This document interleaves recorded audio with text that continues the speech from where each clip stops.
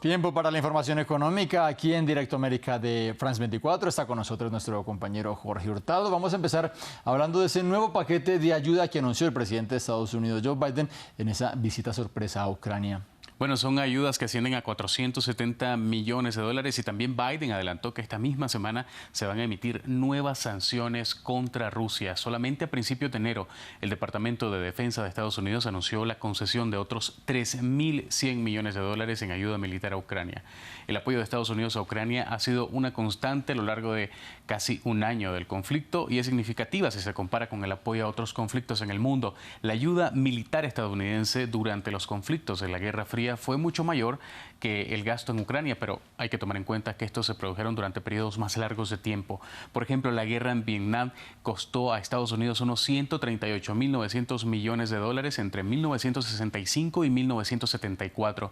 La ayuda militar estadounidense a Israel en 2020, uno de los principales receptores, fue de 3.800 millones de dólares, pero en Ucrania el apoyo estadounidense asciende a unos 50.000 millones de dólares en 2022.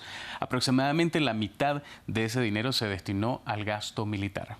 Presupuesto de muchísimo peso, sin duda alguna. Seguimos hablando de ese tema porque hubo otra visita importante, la de la directora gerente del Fondo Monetario Internacional. Bueno, Kristalina Georgieva llegó a Kiev el mismo día en que Ucrania recibía al presidente estadounidense Joe Biden. Las conversaciones entre Georgieva y los funcionarios ucranianos se dan 3 días después de que el FMI dijera de que había alcanzado un acuerdo a nivel de personal con Ucrania.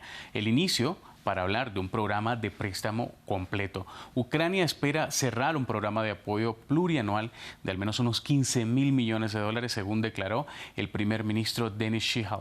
Ucrania espera que un programa completo con el FMI incite también a otros países donantes a intervenir.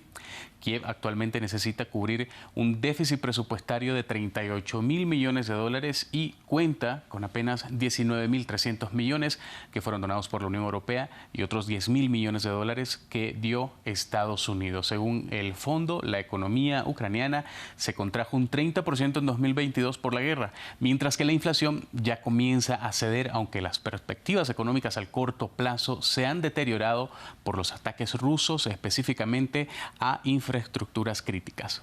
Nos quedamos hablando de este tema y en la zona hablando precisamente de estos datos, pero de la otra parte de Rusia, porque la economía de Moscú se contrajo el año pasado. Y hay contracciones también o contradicciones, más bien dicho, respecto a las cifras oficiales. La contracción fue del 2,1% en 2022, mucho menos de lo esperado cuando comenzó hace un año la guerra. Esto según el cálculo preliminar que da la Agencia Federal de Estadísticas Rosstat.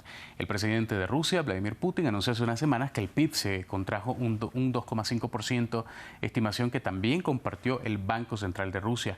El Ministerio de Economía pronostica una contracción más fuerte del 2,9%. Rusia reconoció una reducción este año de las exportaciones de gas y carbón, aunque aumentaron las de petróleo gracias a los suministros a China e India. El gobierno ruso pronostica también que la recesión económica terminará en 2023, cuando el PIB ruso podría incluso crecer tímidamente.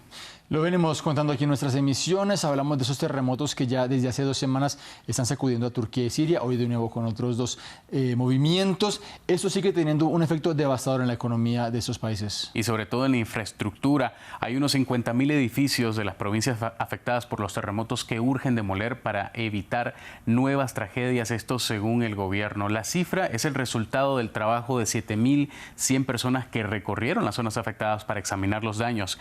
Revisaron en total unos 387.346 edificios, otros 279.000 dijeron que están ligeramente dañados o sin daños. Los costos directos de la destrucción de las estructuras físicas en Turquía podrían ascender a 25.000 millones de dólares según JP Morgan. En Turquía, las regiones afectadas representan el 9% del Producto Interno Bruto, el 15% de la población, el 15% de la producción agrícola, el 9% de la industria y entre el 6 y el 8% del comercio exterior. Vamos a terminar, Jorge, con una noticia que podríamos decir que es beneficiosa para las familias que anunció United Airlines. Bueno, la compañía dijo que agregará un sistema para que los adultos puedan reservar asientos contiguos para los menores de 12 años sin ningún costo. El anuncio se da luego del que el presidente Joe Biden dijera durante el discurso de Estado de la Unión que prohibiría este tipo de tarifas que han estado en el ojo de la crítica durante los últimos años. El nuevo sistema buscará asientos disponibles contiguos, de no encontrarlos, permitiría a los pasajeros elegir otro vuelo. La aerolínea aprobará este cambio a partir de marzo. Eso sí, quedarán excluida la primera clase, Business y Economy Plus. Jorge Hurtado con la información económica. Nosotros continuamos aquí en Directo América de France 24.